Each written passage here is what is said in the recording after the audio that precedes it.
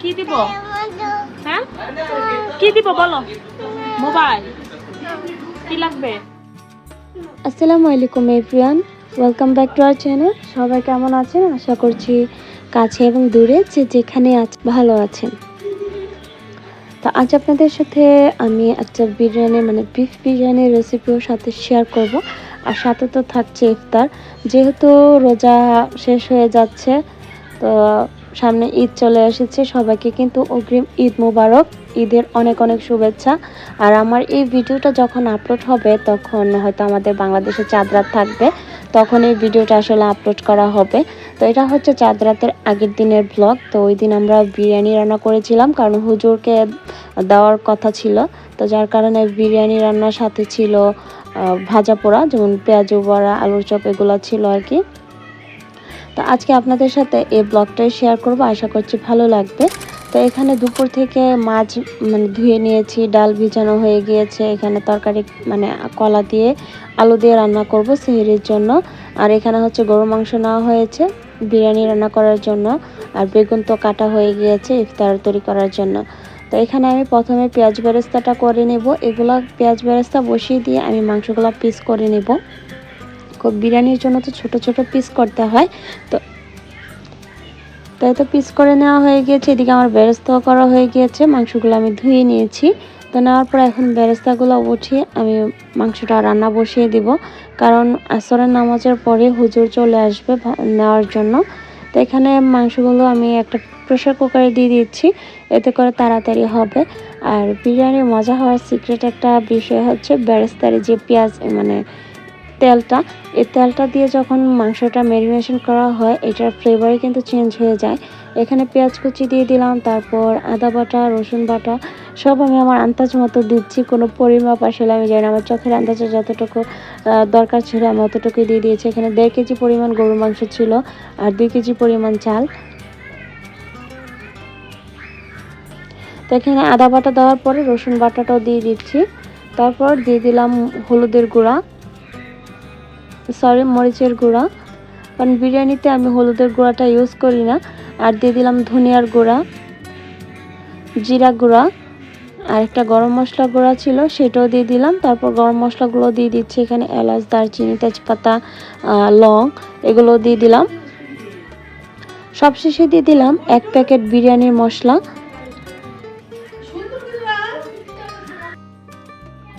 তো এখানে আমি বিরিয়ানির মশলাটা দিয়ে দিলাম, দিয়ে এখন ভালো করে মশলাটা মেখে নেব। আর লবণ দিয়ে দিলাম পরিমাণ মতো। তারপর দিয়ে দিলাম কিছুটা টমেটো। তো টমেটো এগুলো দিয়ে আমি এখন মশলাটাকে ভালো করে মেখে নেব। নেওয়ার পরে প্রেসার কুকারে ঢাকনাটা লাগিয়ে দিব।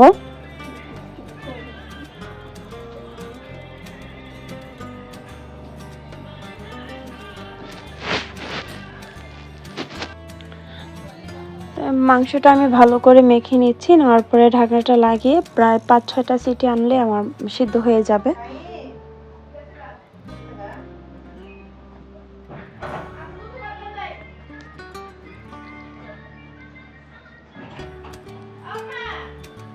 আর এদিকে মাংসের ভিতরে বিরিয়ানিতে আলু দেওয়ার জন্য আলুগুলোকে একটু ভেজে নিচ্ছি। তো এবার আলুগুলো একটু বড় বড় রেখেছি, কারণ বাচ্চাদের আবদার, ওরা নাকি বড় বড় আলু খাবে বিরিয়ানিতে।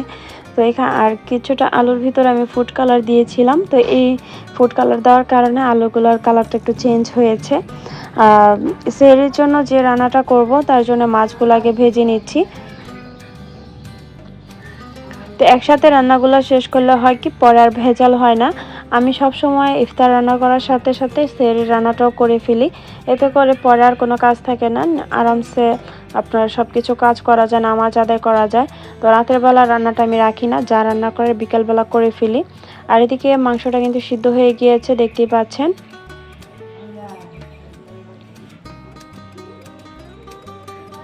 এখন আমি চালটা ভেজে নেব। ভেজে নেওয়ার জন্য এখানে তেল দিয়ে দিলাম, তারপর পেঁয়াজ কুচি দিয়ে দিলাম। পেঁয়াজটা যখন লাল হয়ে গিয়েছে তখন আমি চালটা ধুয়ে ভিজিয়ে রেখেছিলাম সেই চালটা এখানে দিয়ে দিচ্ছি। এখানে 2 কেজি পোলাও চাল ছিল, আর সাথে আলুগুলো দিয়ে দিচ্ছি।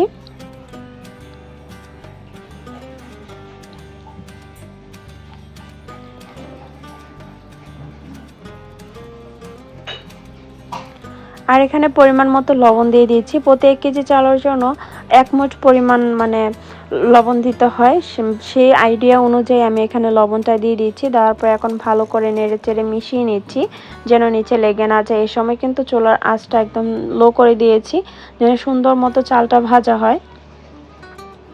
চাল ভাজা হয়ে গেলে এখানে গরুর মাংস যে রান্না করে রেখেছিলাম সেটা ঢেলে দিয়েছি। দিয়ে এখন ভালো করে চালের সাথে মিক্স করে নেব।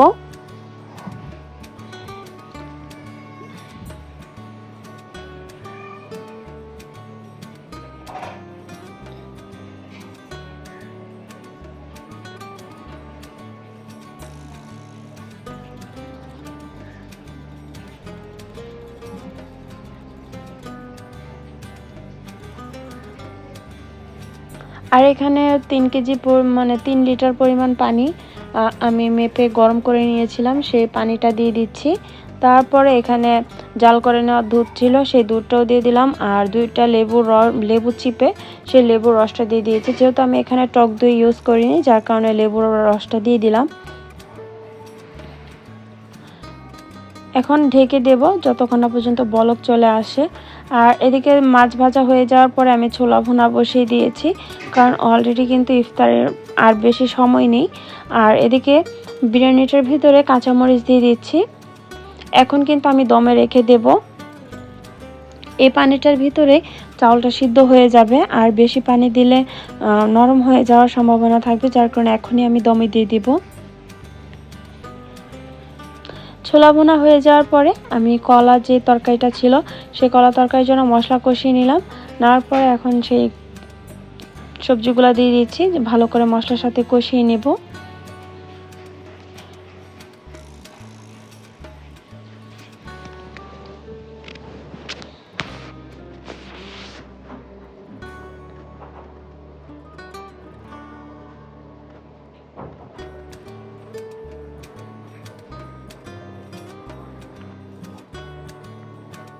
আর এদিকে দেখতেই পাচ্ছেন আমি যতটুকু পানি দিয়েছিলাম তার মধ্যে কিন্তু দমে রাখার ফলে কতটা মানে বিরিয়ানিটা পারফেক্ট কিন্তু হচ্ছে এখনই বোঝা যাচ্ছে। তো এখন আমি একটু নেড়ে চেড়ে উপর নিচ করে দিচ্ছি, এতে করে আরো সুন্দর করে বিরিয়ানিটা হবে।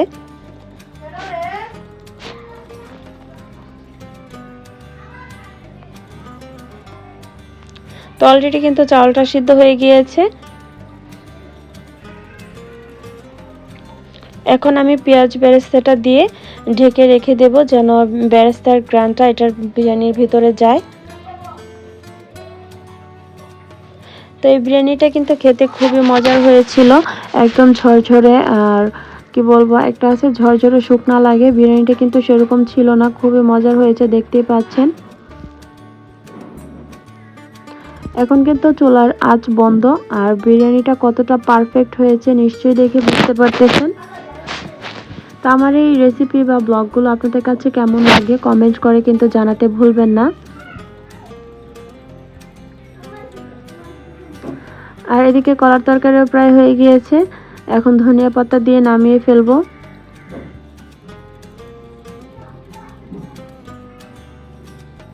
তো আরেকটু হবে, তো যার কারণে অল্প একটু ধনিয়া পাতা দিয়ে আমি থেমে গিয়েছিলাম। কলাগুলো আরেকটু সেদ্ধ হলে আমি নামিয়ে ফেলবো। আর এদিকে অলরেডি আমার আম্মু চলে এসেছে, কারণ আম্মুকে দাওয়াত দেওয়া হয়েছিল। তো আম্মু আসার পরে আম্মু বলতেছে তুমি অন্য কাজ করো, আমি ইফতারিগুলো বানাই। তো আমি অন্য দিক দিয়ে অন্য কাজ করতেছিলাম। আর এদিকে আম্মু বেগুনিগুলো ভাজতেছিল, বেগুনি, আলুর চপ আর পেঁয়াজও, এগুলো আম্মু ভেজে নিচ্ছিল। আর এদিকে আমার ননদ হুজুরের জন্য এরকম 4 বাটি ভরে মানে বিরিয়ানি দিয়ে দিয়েছে। ওনারা 3 জন ছিল, যার কারণে 4টা বাটি একদম এরকম উপর উপর করে ভরে দিয়ে দিয়েছে যেন ওনাদের সুন্দর মতন হয়ে যায়। সাথে কিন্তু ইফতারিও দেওয়া হয়েছিল। তো প্রায় ইফতারের টাইম হয়ে গিয়েছে, আর মনে হয় 10-15 মিনিট ছিল। এর মধ্যে সবাই কিন্তু আমরা ইফতার নিয়ে বসে গিয়েছি। এগুলা খাওয়ার পরে আমরা সবাই বিরিয়ানি খাবো।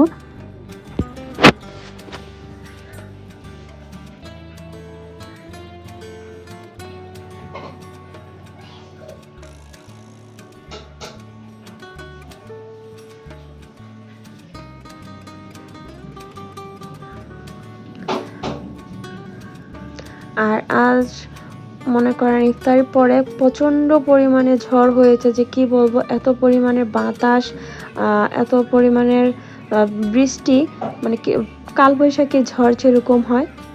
কি দিব কি দিব হ্যাঁ কি দিব বলো? মোবাইল। কি লাগবে? হ্যাঁ কালবৈশাখী ঝড়ের মতো আসলে ওই দিন বৃষ্টি হয়েছিল, বাতাস হয়েছিল। তো ইফতারি টাইম হয়ে গিয়েছে, আমরা সবাই এখন ইফতার করতে বসে গিয়েছি। তো এখানে আম্মুর প্লেটে সব কিছু দিয়ে দিয়েছি, সাথে সাইমও ছিল, আর আমরা একসাথে বসে এখন খাবো। তো যার যার মুড়ি মাখা যার যার প্লেটে দিয়ে দেওয়া হচ্ছে।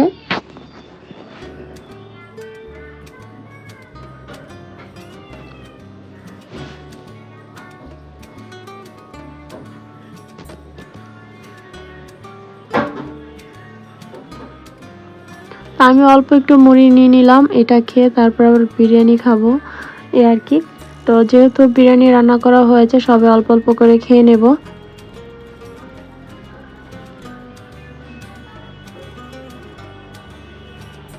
আর ইফতারের সময় এগুলা না বানালে মানে ভালো লাগে না, সবাই এটা খেতে খুব পছন্দ করে।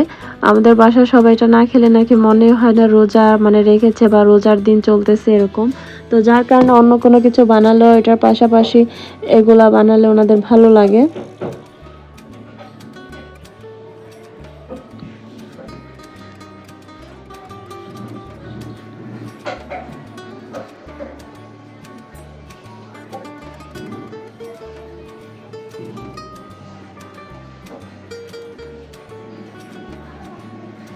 তো এখন সবাই কিন্তু মুড়ি খাওয়া শেষ, এখন আমরা বিরিয়ানি খাবো। তাই আমি পাতিলটা নিয়ে আসলাম সবার মাঝখানে, যতটুকু খাবার খেয়ে নেবে। তো আমি অল্প একটু নিয়েছি, সাথে আম্মুর জন্য দিয়েছি। আর এখানে আমার দেবর, উনি বলতেছে আমার প্লেট লাগবে না, আমার বলে আমাকে দিয়ে দেন।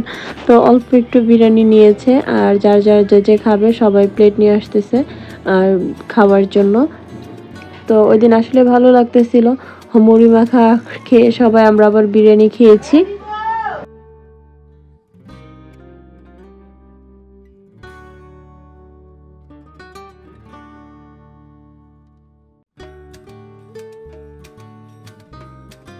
তো এই তো দেখতেই পাচ্ছেন আমরা সবাই বিরিয়ানি খাচ্ছি। তো আজকের এই ব্লগটা এই পর্যন্তই।